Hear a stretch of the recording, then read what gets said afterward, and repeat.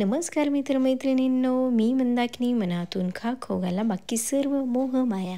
Chinese म्हटलं ना, मुलांना चायनीजमधला कोणताही पदार्थ इतका आवडतो ना, खूपच. तर आज बनवणार आहे सर्वांच्या आवडीचे मोमोज. त्यासाठी ना मैदा घेतलेला आहे, त्यामध्ये थोडंसं चवीपुरतं मीठ टाकायचं, तेल टाकायचं आणि पाणी टाकून घट्ट असं मळून घ्यायचं. मोमोजचा मसाला बनवूस तोपर्यंत ना पीठ छान भिजवून ठेवायचं. आपल्याला इथं पत्ताकोबी, गाजर आणि मी शिमला मिरची घेतलेली आहे. तुम्हाला जर यामध्ये कांदा टाकायचा असला ना तर तुम्ही टाकू शकता. शिमला मिरची कापताना ना त्यातलं सगळं बी काढून घ्यायचं आणि पत्ताकोबी कापताना ना जे कडक भाग असतो ना तो जर कापला ना पत्ताकोबी एकदम मोकळा होतो. आता ह्या सगळ्या भाज्या मोठ्या कापून घेतलेल्या आहेत. मी चॉपरमध्ये इथं ह्या सगळ्या भाज्या टाकून घेणार आहे आणि एकदाच एकत्र बारीक करून घेणार आहे. भाज्या आपल्याला ना इथं एकदम बारीक पाहिजे, मोठ्या अजिबात नकोय, म्हणून मी इथं ह्या चॉपरने बारीक करून घेतलेला आहे. हे बघा, तुम्ही व्हिडिओमध्ये बघू शकता, खूप बारीक झालेल्या आहेत. आता भाज्या दुसऱ्या भांड्यात काढून घेण्याऐवजी ना मी ह्याच्यामध्येच मीठ टाकून घेतलं आहे आणि हे 5 ते 10 मिनटं बाजूला ठेवणार आहे. आता मिक्सरच्या भांड्यामध्ये खूप सारा लसूण, अद्रक आणि हिरवी मिरची घ्यायची आणि ना ते मस्तपैकी मिक्सरला बारीक करून घ्यायचे. आता आपण मीठ टाकून ठेवलेल्या भाज्या आहेत ना त्याला बघा असं पाणी सुटतं. आता इथं सुती कपडा घ्यायचा आणि त्यामध्ये ह्या भाज्या टाकून घ्यायच्या आणि छान असं ह्याच्यातलं सगळं पाणी ना काढून घ्यायचं.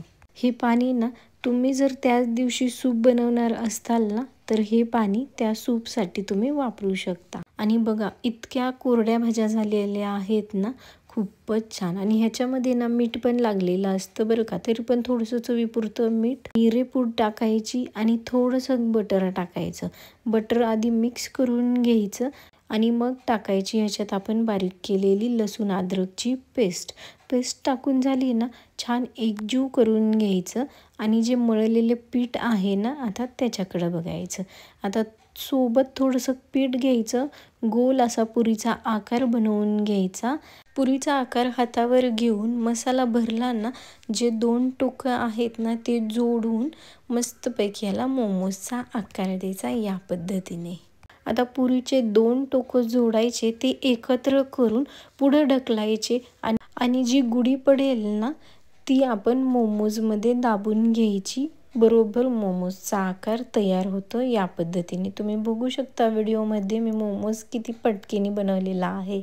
अशाच पद्धतीने ना सगळे मोमोज बनवून घ्यायचे आणि आता काय करायचं, पातेल्यामध्ये ठेवायचं गरम पाणी करायला आणि 2 वाट्या पिठामध्ये बघा इतके सारे मोमोज झालेत ना, खूपच. आता काय करायचं, आपण पातेल्यावर ठेवायची चाळणी, पण चाळणीला ना आधी थोडंसं तेल लावायचं. सगळे मोमोज ठेवले ना मग त्यावर ठेवायचं झाकण. मस्तपैकी 10 ते 15 मिनटं मोमोज उकडून घ्यायचे. मोमोज बघा एकदम मोमोजचा कलर बदललेला आहे, याचाच अर्थ की मोमोज छान उकडून झालेले आहेत. आता ह्याला लावायचं छान असं बटर लावून झालं की थोडीशी हिरवीगार कोथिंबीर टाकायची आणि तयार झालेले आहेत आपले मोमोज. अशाच पद्धतीने राहिलेले मोमोज पण मस्तपैकी उकडून घ्यायचे, बटर लावायचं, कोथिंबीर टाकायची आणि मस्तपैकी तयार झालेले आहेत आपले मोमोज. आत्तापासून ना मुलांना मोमोज घरीच बनवून खाऊ घाला, बाहेर जायची अजिबात गरज नाही आहे. बघा, ही किती साधी आणि सोपी रेसिपी आहे. मोमोजचा आकार पण किती सुंदर शिकवलेला आहे मी तुम्हाला या रेसिपीमध्ये. आणि हे इतके मऊ लुसलुशीत झालेले मोमोज ना सर्वांना घरात आवडले. मित्रमैत्रिणींसोबत ही रेसिपी नक्की शेअर करा.